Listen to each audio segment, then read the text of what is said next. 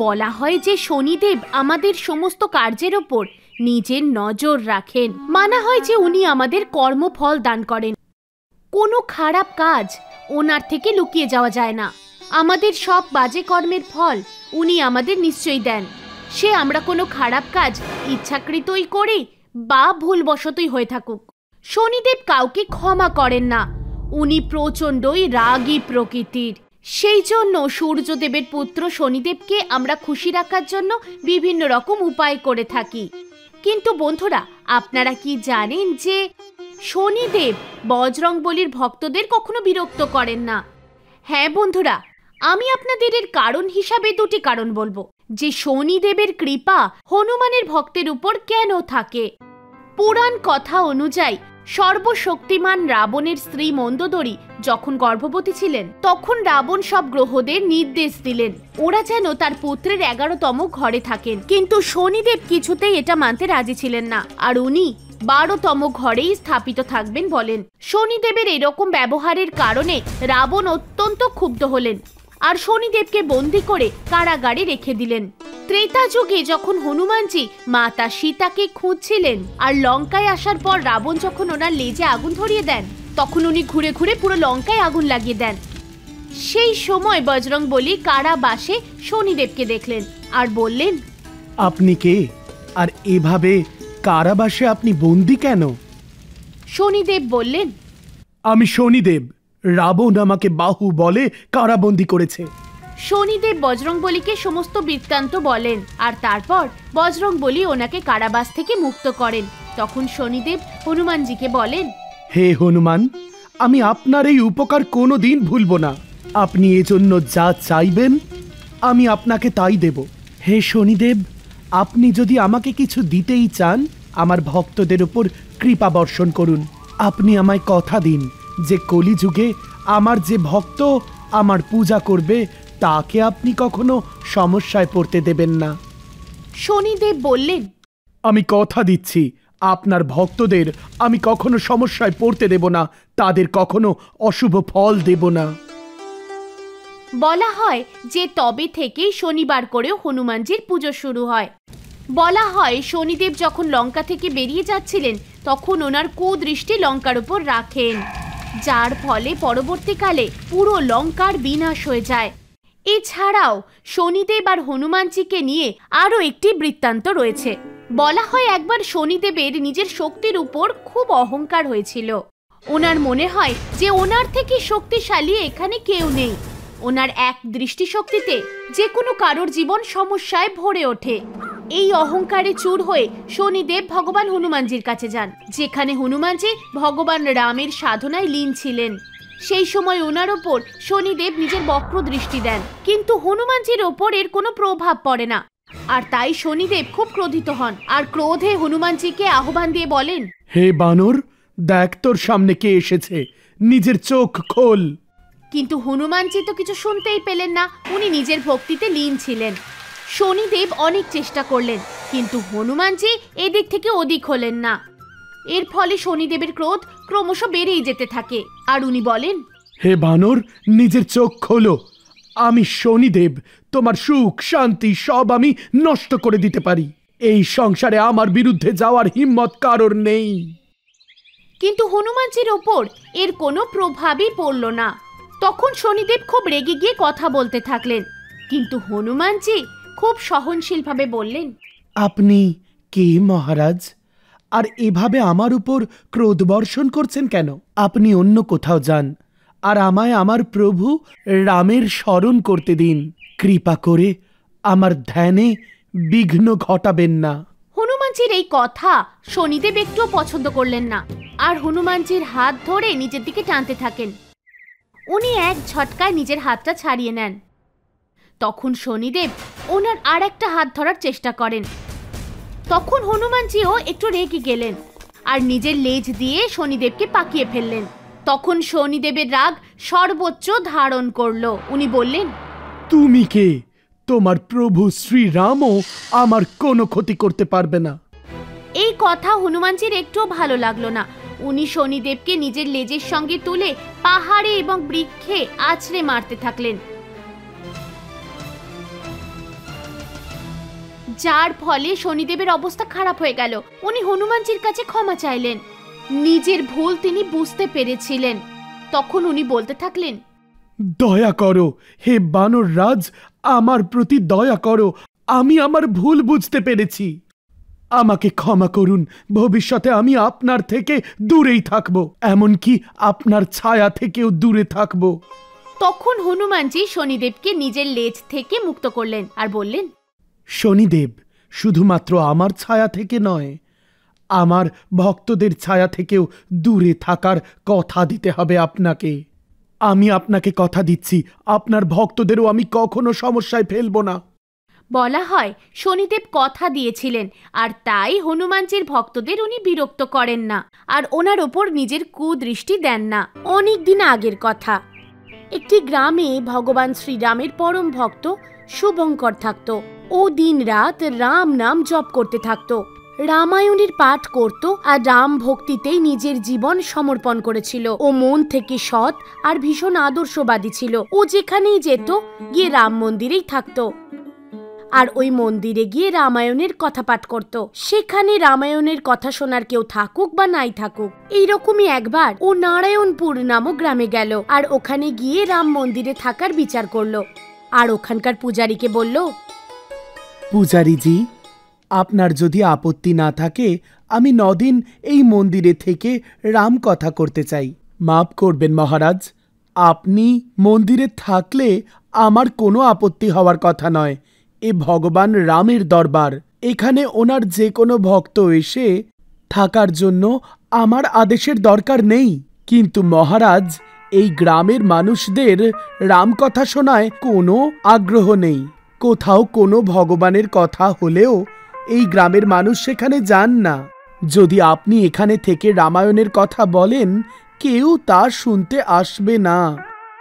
কোনো ব্যাপার নয় পূজারীজি, আমার তাতে কিছু যায় আসে না যে কেউ কথা শুনতে আসছে কি আসছে না।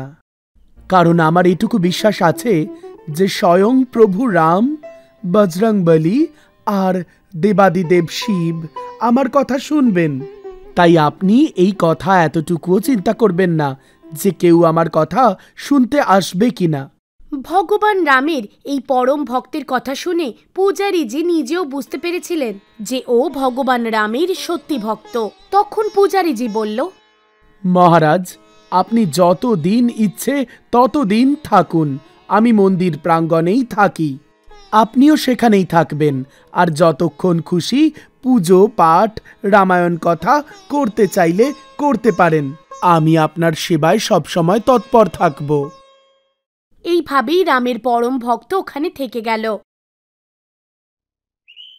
আর পরের দিন থেকেই রামায়ণের কথা পাঠ শুরু করলো। প্রথম দিনের কথা প্রায় সমাপ্ত, কিন্তু কোনো শ্রোতা কথা শুনতেই এলো না। এমনকি মন্দিরের পূজারীও মন্দির পরিষ্কার করতেই ব্যস্ত ছিল, কথা শুনতে উনিও এলো না। দ্বিতীয় দিনও এরকমই হলো। এইভাবে 5 দিন কেটে গেল, কেউ কথা শুনতে এলো না। কিন্তু ও সৎ মনে কথা পাঠ করতেই থাকলো। ও সৎ মনে পাঠ করতে করতে ভাবতো, ভগবান রাম, হনুমানজি আর দেবাদিদেব মহাদেব ওর কথা নিশ্চয়ই শুনছে। অষ্টমতম দিনে এক কিপ্টে শেঠ মন্দিরে ভগবানকে প্রণাম করতে এলো। যেই ও প্রণাম করার জন্য ঝুঁকলো, মন্দিরের রাম মূর্তি থেকে আওয়াজ এলো, হনুমান। শেঠ তো আওয়াজ শুনে চমকে উঠল আর এদিক ওদিক দেখতে থাকলো। তখনই আবার আওয়াজ এলো, হনুমান, ও হনুমান। হনুমানজির মূর্তি থেকেও আওয়াজ এলো, বলুন প্রভু, আপনি কি বলতে চান?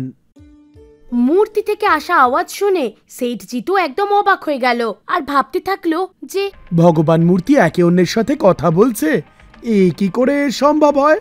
ও খুব চিন্তায় পড়ে গেল আর ওখানেই দাঁড়িয়ে রইল। ঠিক তখনই রাম মূর্তি থেকে আওয়াজ এলো, হনুমান, এতদিন ধরে আমার পরম ভক্ত এই কথা কি সুন্দরভাবে করে চলেছেন, কিন্তু কেউ কথা শুনতে আসে না। কিন্তু তুমি রোজ কথা শোনো, তোমার মনে হয় না আমার এই ভক্তের দক্ষিণাস্বরূপ কিছু পাওয়া উচিত? হনুমানজির মূর্তি থেকে আওয়াজ এলো, প্রভু, আমি তো ভেবেই রেখেছি যেদিন কথা সম্পূর্ণ হবে সেদিন ওনাকে 101 সিক্কা দক্ষিণা দেব। এই শুনে কিপ্টে শেঠের মনে লোভ এলো।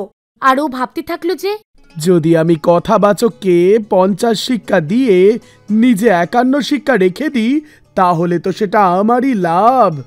আর এই ভেবে শেঠজি ওখানেই কথা শেষ হওয়ার অপেক্ষায় বসে পড়ল। আর যখন কথা শেষ হলো ও রামভক্তকে বলল, মহারাজ, আপনি তো কথা বলে যাচ্ছেন, কেউ তো শুনতে আসে না, এভাবে আপনার দক্ষিণা আপনি কিভাবে পাবেন?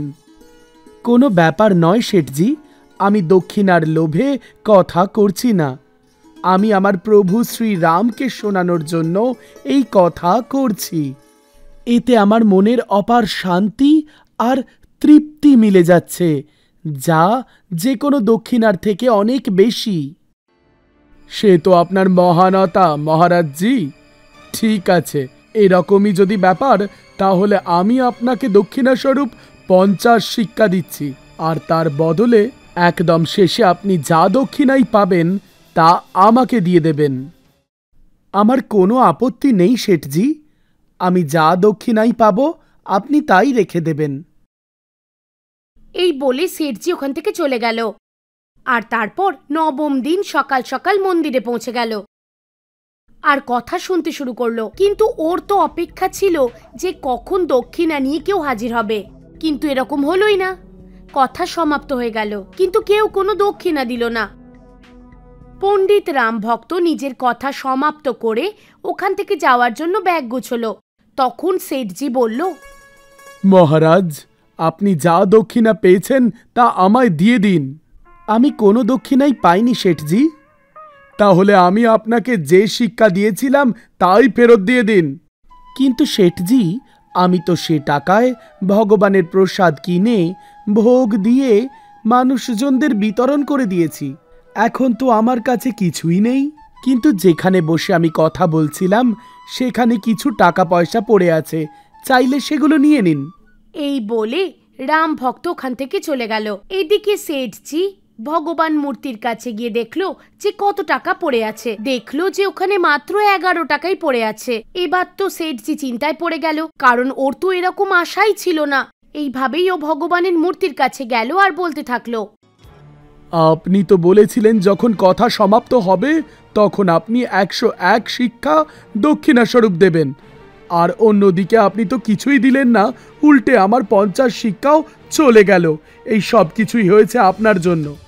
শেঠজি খুব রেগে গেল আর 50 মুদ্রা হারিয়ে ফেলার জন্য ও বকবক করতে শুরু করলো। আর ওর রাগ এত বেকাবু হয়ে গেল যে ও নিজের পা নিয়ে গিয়ে হনুমান মূর্তির কাছে মারলো। ঠিক সেই সময় হনুমানজি ওর পাটা খপ করে ধরে ফেললো আর রামজির মূর্তি থেকে আওয়াজ এলো, হনুমান, তুমি তো বলেছিলে আমার ভক্তকে 101 শিক্ষা দক্ষিণাস্বরূপ দেবে, কিন্তু ও তো শুধু 50 শিক্ষা পেল। হ্যাঁ প্রভু, দেখুন এক্ষুনি শেঠজি আরও 51 শিক্ষা দিয়ে দেবে। শেঠজি অনেক চেষ্টা করছিল নিজের পা ছাড়ানোর, কিন্তু হনুমান মূর্তি কিছুতেই পা ছাড়ছিল না। শেঠজি বলতে শুরু করলো, আমায় ওর কাছ থেকে 50 শিক্ষা নিতে হবে, ও চলে যাবে, আমায় ছেড়ে দিন, না হলে আমি 50 শিক্ষা নিতে পারবো না। কিন্তু হনুমানজি তো ওকে ছাড়তই না। কিছুক্ষণ পর গ্রামের সব লোকের কাছে এই খবর পৌঁছে গেল। সব লোকজন মন্দিরের কাছে এক হলো। শেঠজির ছেলেও উপস্থিত হলো। যখন ও শেঠজিকে জিজ্ঞাসা করলো, শেঠজি সব সত্যি কথা ছেলেকে বলল। তখন শেঠজির ছেলে দৌড়ে ওই রাম ভক্তের কাছে গেল আর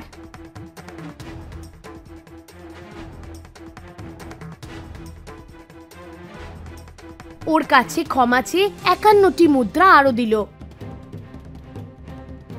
এরপরই হনুমানজি শেঠজির পা ছেড়ে দিল।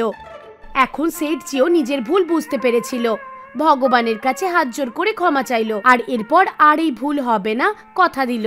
সব গ্রামবাসীদের কাছেও ভগবান রাম আর হনুমানের জন্য ভক্তি জেগে উঠল। এরপর থেকে সবাই যেখানেই রাম কথা হতো সেখানেই দলে দলে পৌঁছে যেত শুনতে। বন্ধুরা, এই গল্প থেকে আমরা এই শিক্ষাই পাই যে বিনা কোনো স্বার্থে সত্যি শ্রদ্ধার সঙ্গে ভগবানের ভক্তি করা উচিত আর ওনার ওপর বিশ্বাস করা উচিত। তাই উনি আমাদের ওপর সবসময় কৃপা নিজেই বজায় রাখেন।